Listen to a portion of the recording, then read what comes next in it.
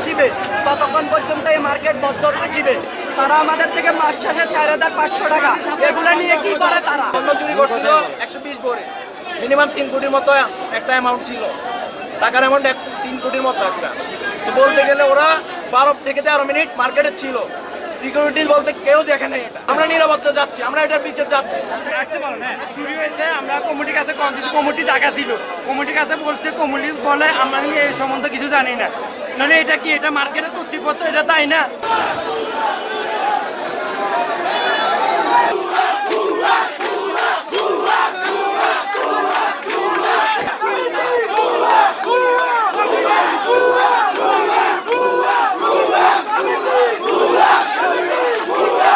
গত পরশুদিন রাত 10টা 22 মিনিটের সময় চুরি অথবা ডাকাতি যাই বলেন না কেন একটা অপ্রীতিকর ঘটনা ঘটেছে।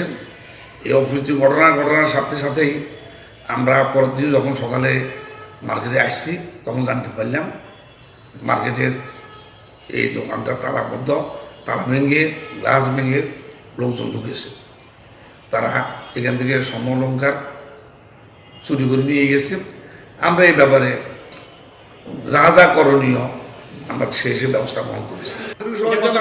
মার্কেটের আমরা যদি আন্তরিক সহযোগিতা না পেত তাহলে তো থানা পুলিশ থেকে আরম্ভ করে ডিবি থেকে ওসি সাহেব সহ এরা কীভাবে আসবে?